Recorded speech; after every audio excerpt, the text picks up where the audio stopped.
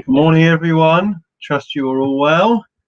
We are dedicating today's learning in memory of Rav Lord Sachs, Rav Yaakov Tzvi ben David Aryeh, Leah Bas Feivel, Tzvi Bas Mordechai, Avram ben David Slavin, Shlom ben Yisrael Morris, Sipora Fegel Bas Ruben Baruch, Shalom ben Eleli ben Bas Feivel, from Shoshana Bas Yaakov Shmuel, Yirmiyahu Yechiel ben Chavim Moshe Eliezer, Kela Bas Kela Bela Bas Henach, Sarah Malka Bas Binyamin. The Yortsites for today are as follows: Shana Rivka Riva Bas Yaakov Halevi Friedman, Riven Simcha ben Mordechai Saxon, Ari Emmanuel ben Daniel Binyamin, Michal ben Beryl Walters, Avram ben Simcha Cohen Wolf. Wish all of them and their respective families long life. Today we start, and it's if you haven't joined us before, you are coming in at the right place because we're beginning a new gate. Let's first say good morning to Carol, to Peter, to Estelle, to Colin, to Susan, to Michelle, and to Richard. And Richard, we wish you and all the family long life on the sad passing of your late mother. Only simchas for you and the Mendel family. So today we start with the Gate of Laziness, which follows naturally on from the Gate of Zeal.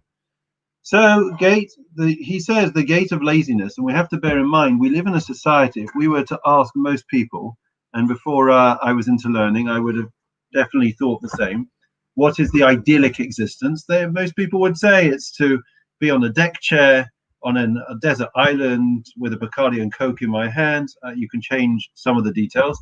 And to sit there and then somebody's making mistakes and I wander over to the bar and it's an idyllic utopian existence. I don't need to do anything.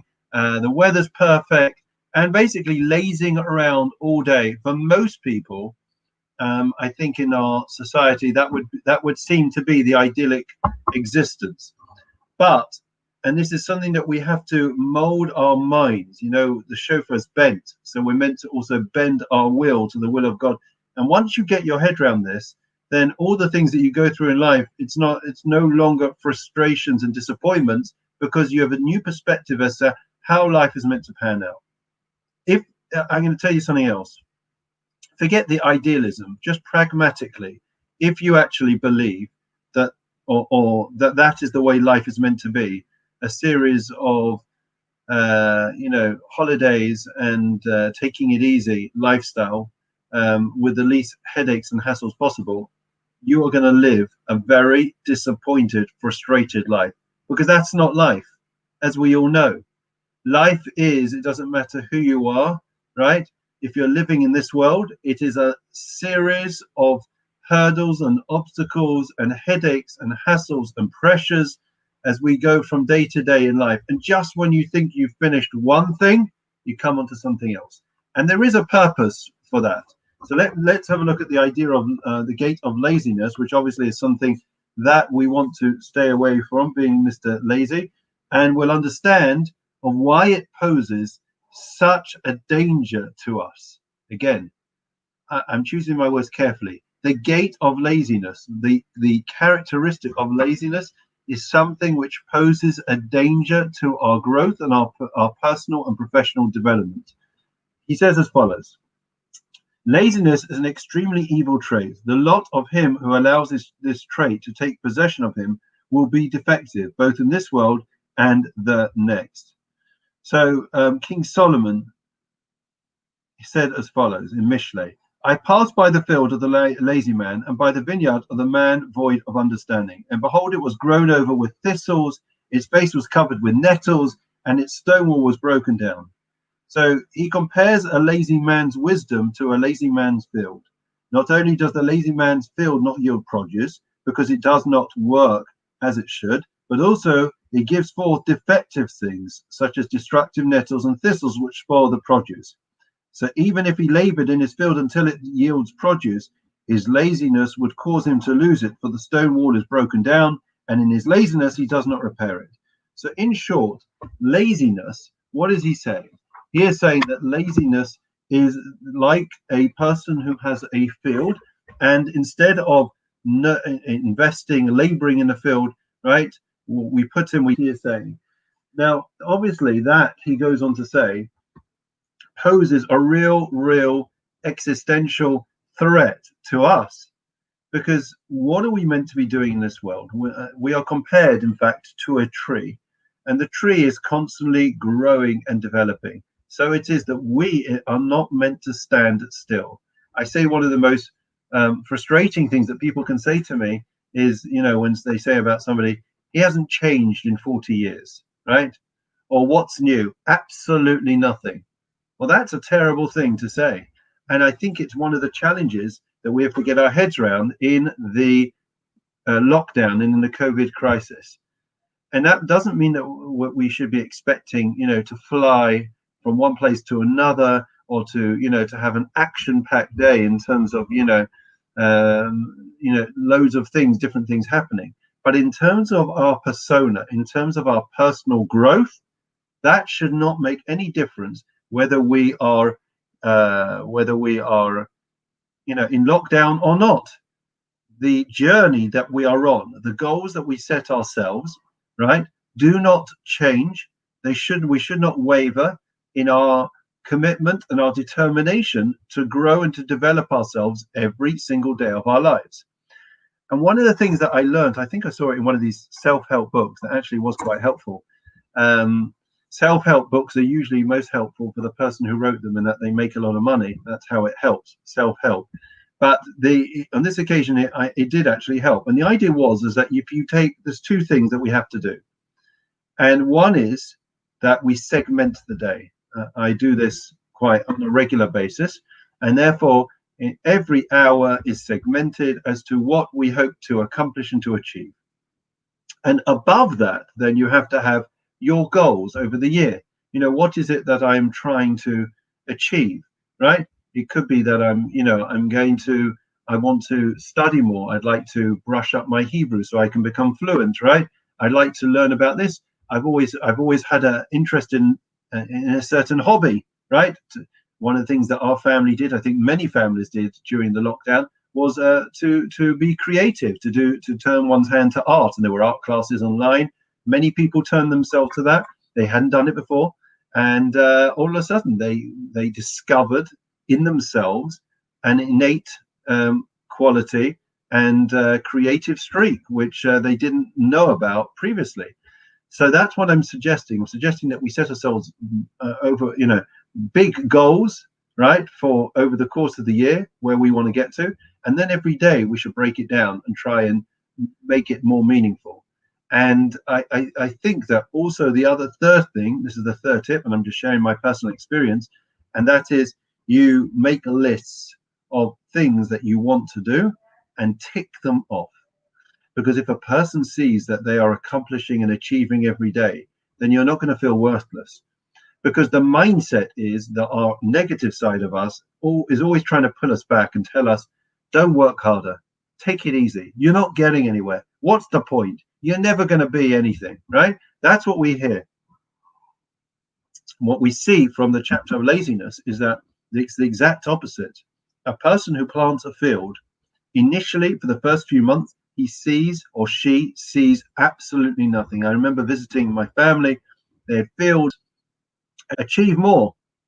Being Jewish means that we are all like Abraham and Sarah on a path to greatness. We are on a journey. Where God's going to take us, we don't know. But that is the way we have to see our lives, to make the most of every opportunity and then make the most of ourselves. Laziness, which is what the negative side, the Yetzer Hara, the evil inclination, wants to encourage us to be, that is what pulls us down, because we stop doing, because we have voices in our heads that tell us, you're not going to be anything, you're not going to accomplish anything, you're not going to achieve anything. And all of a sudden, from being successful, accomplished, fulfilled, we take it easy. Now that does not mean that people that are highly effective and work diligently and devoted and dedicated to living, developing themselves, that doesn't mean that they don't have breaks. Okay, and I'm not talking about on Shabbat. There are many stories of great people in our history, and they would take breaks. They would go to Switzerland to go for walks or go on holidays where they could recharge their batteries. It is essential, right? And it is better to have segment one's day and to have specific times. This is my time for work. This is my time for creativity. This is my time for relaxation. And if a person does that, instead of frittering around one's time, one's day, it'll actually be more productive, more effective. Now my bugbear, okay? So I'm just looking at everyone here. Maybe I'm being presumptuous, but I don't think anyone here, or many of you here, have young kids, maybe grandkids. But I can tell you, it is so challenging. One of the greatest challenges that are posed to our youngsters, I have kids of all ages, are the computers and the videos that they watch. I'm going to give you a couple of examples. You see, there are videos that they watch, and it's very hard to stop kids, and you know, they're limited as it is, and we try to limit them as much as we can. But there are these things, these videos, and one of the most popular ones is a guy called Mr. Beast, okay? And basically what he does is he makes a lot of money from millions and millions of subscribers, right? Let's say 50 million, right? And what he does is he goes around creating stupid, highly entertaining challenges where people behave in a ridiculous fashion in order that he gives them free money. What this type of video, and there's loads of them out there where people do freaky things to increase their audience and their subscribers, which then gets them more money for YouTube. It creates a mindset to our youngsters that it's not about working hard and being productive. It's all about doing next to nothing and getting free money, or just making entertainment, making videos, right? And it creates a mindset of frivolous activities and laziness. They see these people, which are role models, at least when it used to be footballers, at least they knew that the footballers had to do some training, they had to do something. But nowadays it's people that just sit around and are just being, you know, acting as clowns and entertaining people on you know, and showing youngsters how to do, you know, the less you can do to make money, the better. You know, they give away free money just for standing around and doing nothing, or taking one of their cars. So it's a challenge. This particular, what I'm saying is, this particular characteristic is something which in our generation is a real challenge. We're wrestling with it. Kids on computers, everyone on devices, it automatically encourages us to be less effective, to make less effort. And sometimes it's worth, you know, physically writing something, making sure that we exert ourselves. Where are we exerting ourselves today? That's my question to you. Where are we exerting ourselves? Where can we say, I'm actually pushing myself? Everything we are encouraged is at the click of a button, and that engenders laziness. I'm not saying that we shouldn't be effective and we shouldn't move into the 21st century, but I'm saying we have to find ways and means and techniques so that the characteristic of laziness, which is engendered in our society, does not impact and affect our personal professional development, because that is not part of what the Jewish people were and are. We have always been workers. There is no word for retirement in Judaism. I know there's no word in English anymore for retirement, but the point I'm trying to make is it's all about exerting oneself, being productive, accomplished. And that is why, you know, traditionally as the Jewish people, we have managed and been so successful in so many different spheres and areas. Despite the minuscule numbers that we are on this earth, the contribution that we have made has been far outnumbered the numbers of people that we actually represent in the world. Okay, we're going to go on to Psalm 23. Feedback is always welcome. If you have any thoughts about this, these are just some of my thoughts about the idea of laziness. Okay. The Lord is my shepherd, I shall not want. He causes me to lie down in green pastures. He leads me beside still waters. He restores my soul. He leads me in the path of righteousness for his name's sake. Even when I walk in the valley of darkness, I will fear no evil, for you are with me. Your rod and your staff, they comfort me. You set a table before me in the presence of my adversaries. You anointed my head with oil. My cup overflows. May only goodness and kindness pursue me all the days of my life, and I will dwell in the house of the Lord for the length of days. Friends, we carry on with a memorial prayer.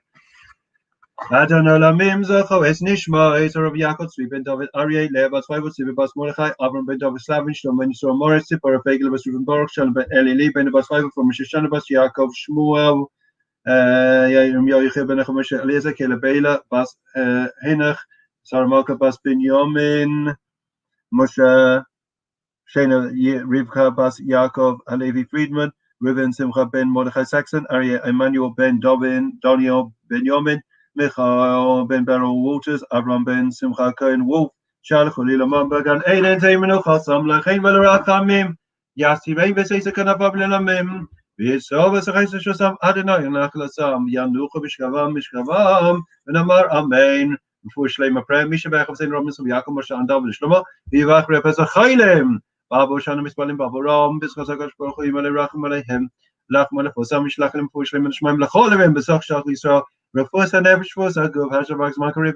Amen. Lovely to see everyone. Tonight we have the first part of our 4-part series of the well-meaning thing, the program, which I will put up straight after this. It's with Fiona Trupp discussing about skin and healthy eating and diet. Really, really important, well worth listening, and just little things. And I'm sure we will be able to tweak and become even healthier and have a holistic approach to our lives and to our physical well-being. Okay, so we look forward to seeing everyone there, and I'm going to put it up right now so you can see it. Please join us. It's a big honor. She's exceptionally talented and very, very well known and respected in her field. Look forward to seeing you later. All right, all the best.